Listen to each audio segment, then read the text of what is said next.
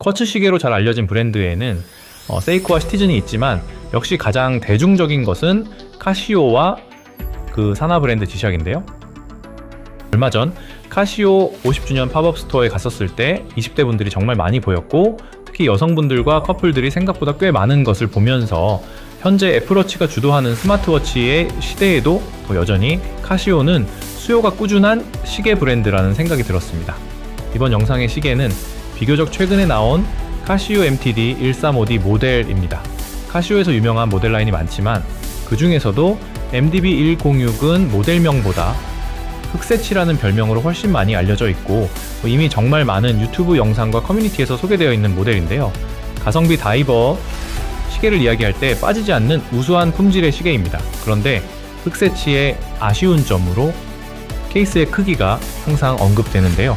44mm의 케이스 사이즈는 36에서 40mm의 사이즈가 선호되는 최근의 트렌드와 비교하면 크게 느껴질 수 있다는 점에서 아쉬워하는 분들이 많은데요. 그 대안으로 후에 출시한 MDB 10 모델을 고려해 볼 수도 있지만, 이 모델은 케이스 크기가 36mm로 다이버 시계로서는 너무 작은 사이즈로 느껴질 수 있고, 무엇보다 다이얼에 이 새치 문양이 삭제되어서 흑새치의 감성 자체도 함께 삭제된 느낌이 있습니다. 서론이 조금 길었는데 본격적으로 MTD 135 모델은 어떤지 확인해 보겠습니다. 설명에 앞서 우선 이 모델의 가격은 공홈 기준으로 155,500원이며 4가지의 색상으로 출시가 되었고요. 브레이슬릿이 기본인 모델인데요. 제가 구매한 것은 블랙 색상의 MTD 135D 1 ABDF인데요. 저는 구매 전부터 미리 생각해 놓았던 대로 시계를 받자마자 붓슬은 바로 제거하고 러버 스트랩으로 장착했습니다. 이 모델은 우선 케이스 크기가 용두 제외 41.4mm가 실측되는데요. 공식 홈페이지에서는 43.6mm로 표시되어 있지만 이것은 용두를 포함한 수치이기 때문에 시계를 시각적으로 케이스로 인지하는 부분의 실측 수치는 41.4mm입니다. 한눈에 들어오는 첫 번째 특징은 3시 방향이 아닌 5시 방향에 있는 용두입니다. 저는 5시 방향에 크라운이 있는 디자인은 세이코의 터틀이 먼저 생각나는데요. 이번 MTD 135 모델은 세이코의 윌라드와 세이코의 초기 다이버 시계인 유기마스가 묘하게 섞인 느낌이었습니다.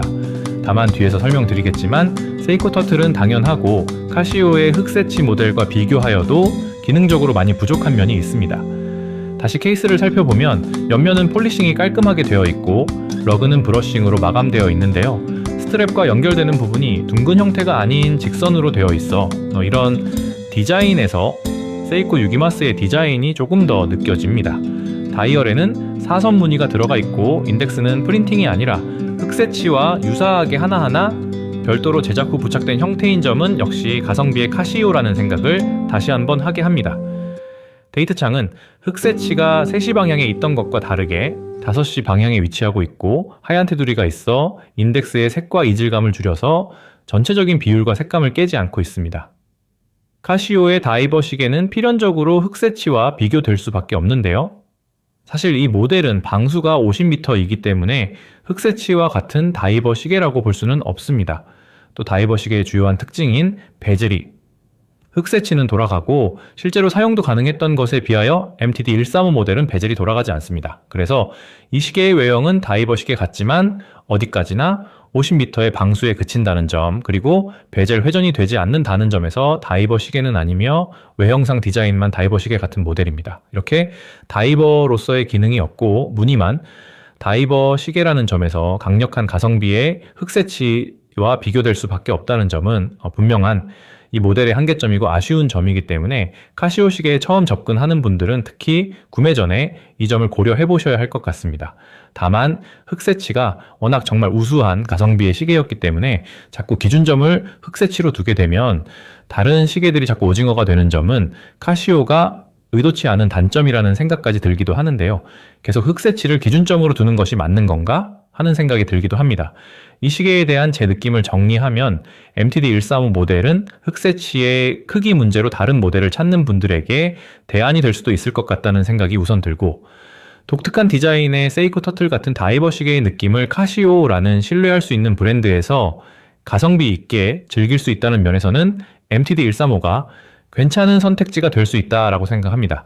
특히 저처럼 카시오나 지시학 시계를 좋아하는 분들은 카시오의 새로운 디자인의 시계로서 관심 있게 바라보면 좋을 것 같습니다.